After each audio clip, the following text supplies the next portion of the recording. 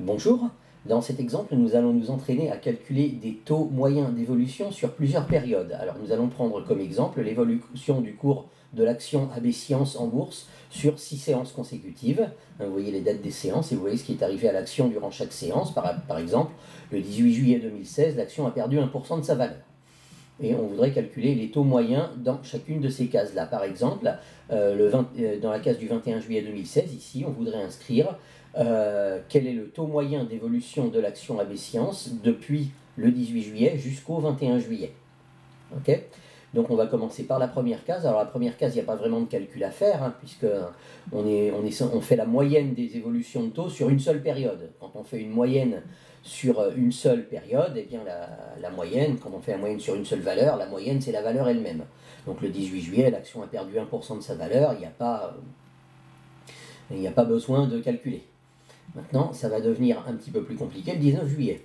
Alors là, je suis censé calculer le taux moyen d'évolution du cours de l'action entre le 18 juillet et le 19 juillet, c'est-à-dire le taux moyen entre une baisse de 1% et une hausse de 0,54%. Alors, pour calculer les taux moyens, il faut multiplier les coefficients multiplicateurs et prendre la racine de ce produit.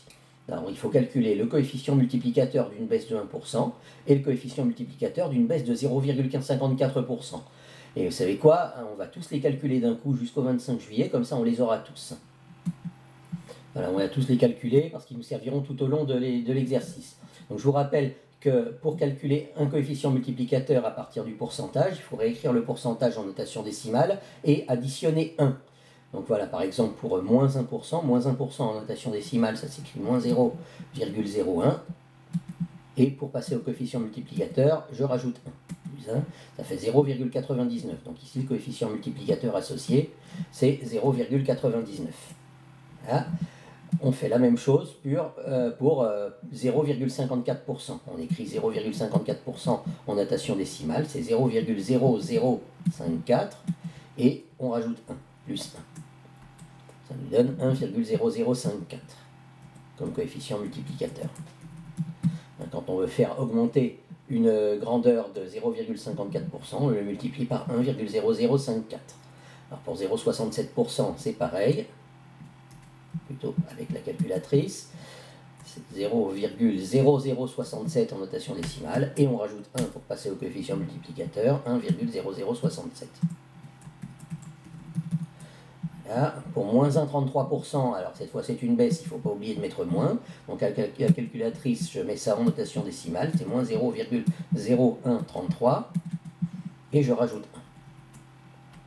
Ce qui me fait 0,9867 comme coefficient multiplicateur, 0,9867.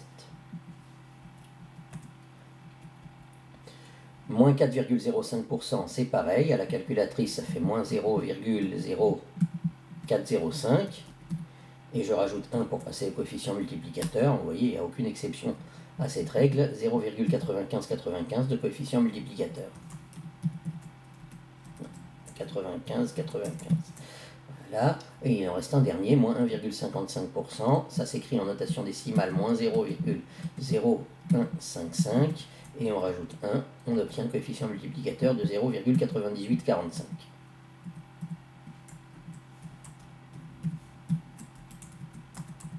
Voilà, maintenant qu'on a tous nos coefficients multiplicateurs, on va pouvoir calculer les taux moyens.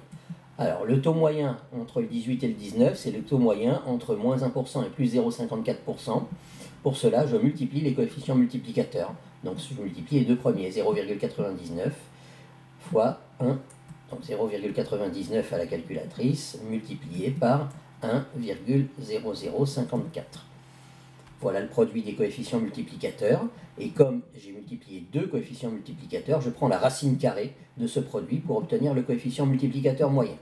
Donc je prends la racine carrée.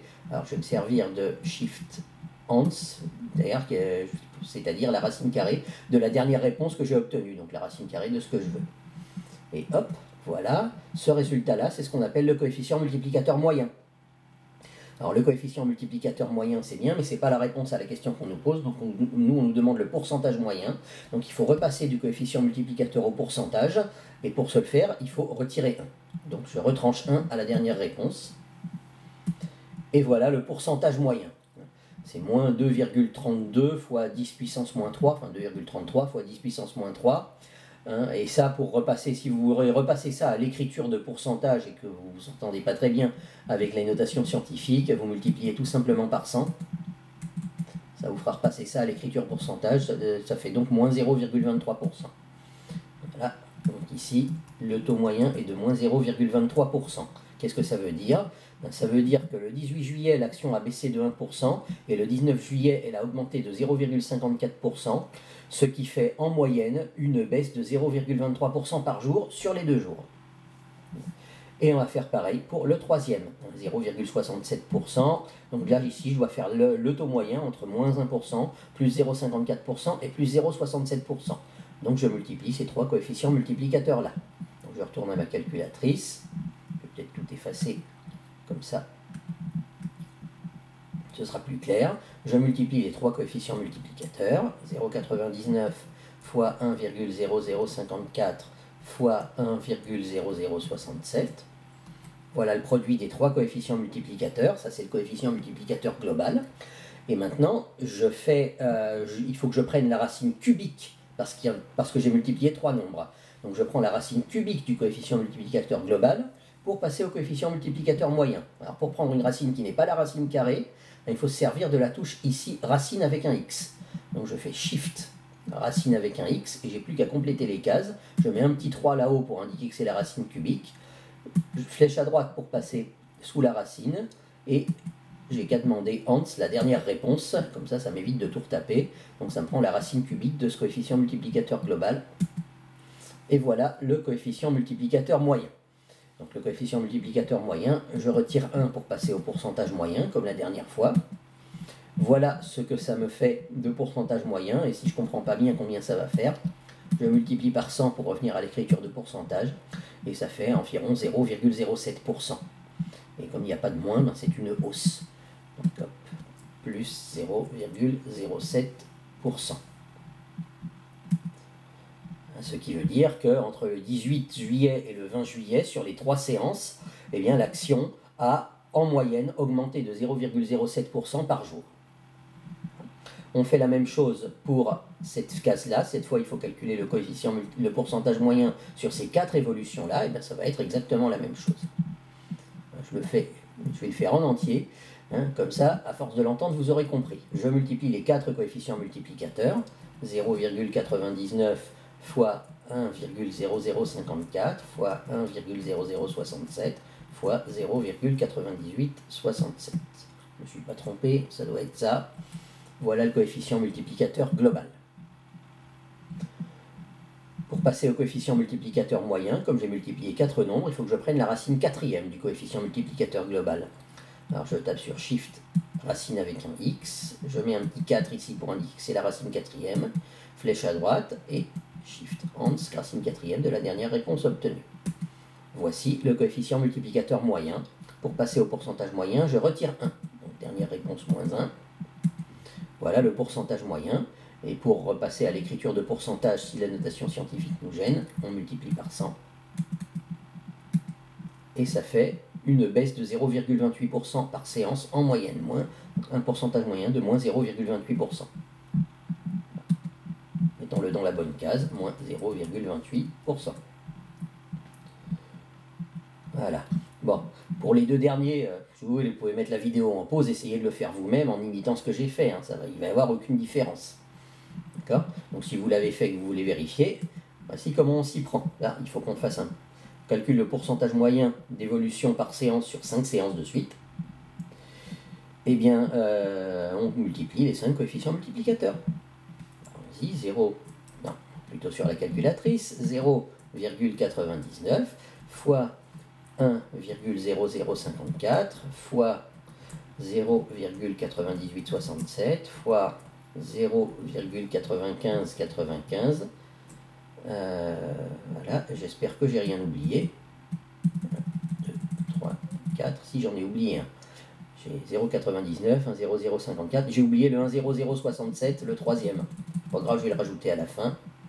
Fois 1,0067. Voilà, j'ai multiplié les 5 coefficients multiplicateurs. voilà le coefficient multiplicateur global.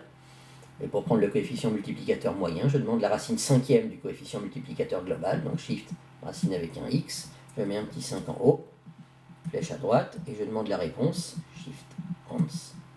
Voilà, voici le coefficient multiplicateur moyen sur les 5 séances, et je retire 1 pour passer au pourcentage, moins 1. Et voici le pourcentage moyen sur chaque d'évolution sur chaque séance. Et je remets ça en écriture de pourcentage en multipliant par 100. Donc ça nous fera donc moins 1,05% environ sur les 5 séances.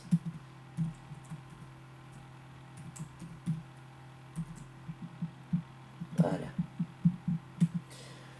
Donc c'est-à-dire que du 18 juillet au 22 juillet, eh bien, l'action a en moyenne perdu 1,05% de sa valeur par séance sur ces 5 séances-là. Maintenant, sur les 6 séances, eh bien, ça va être exactement la même chose. Ah, vous vous demandez peut-être pourquoi ça saute du 22 juillet au 25 juillet et si ça change quelque chose dans le calcul. Eh bien, pourquoi ça saute du 22 juillet au 25 juillet? Tout simplement parce que le 23 et le 24 juillet tombent un samedi et un dimanche, donc que la bourse est fermée et qu'il n'y a pas de cotation ce jour-là. Donc la séance du 25 juillet est considérée comme la séance qui vient après celle du 22 juillet. Et donc ces deux séances-là sont considérées comme 2 séances consécutives, ce qui explique que ça ne change absolument rien au calcul. Je ne vais quand même pas ouvrir la bourse un samedi. Les gens qui y travaillent ont le droit de se reposer aussi. Alors, donc on fait exactement la même chose avec les 6 coefficients multiplicateurs. On va les multiplier tous les 6. Hop, je vais effacer mon écran. Là. Allons-y, on multiplie les 6 coefficients multiplicateurs. 0,99 fois 1, 0,054 fois 1,0067 fois 0,9867 fois 0,9595 fois le dernier 0,9845. 45. Voilà. J'appuie sur Entrée et voici le coefficient multiplicateur global. J'ai multiplié 6 coefficients multiplicateurs, donc pour faire une moyenne, je prends la racine sixième du coefficient multiplicateur global. Donc j'appuie sur Shift. J'appuie sur Shift racine avec un X, voilà. On va bien donner donc la racine. Donc racine sixième, je mets un petit 6. Et je demande la dernière réponse, racine sixième de la réponse précédente. Et voici le coefficient multiplicateur moyen. Donc comme toutes les fois précédentes, je lui retire 1 pour passer au pourcentage moyen. Et je vois que le pourcentage moyen, c'est ceci écrit en décimale. Si je veux le remettre en écriture de pourcentage, je dois multiplier par 100, donc décaler la virgule de 2 crans vers la droite. Ça me donne moins 1,13% environ. Donc ici, je vais mettre moins 1,13%. Voilà. Entre ces deux dates-là, l'action a perdu en moyenne 1,13% de sa valeur par séance, en suivant toutes ces évolutions-là. Donc voilà, vous avez eu pas mal d'exemples de comment calculer un pourcentage moyen sur plusieurs périodes.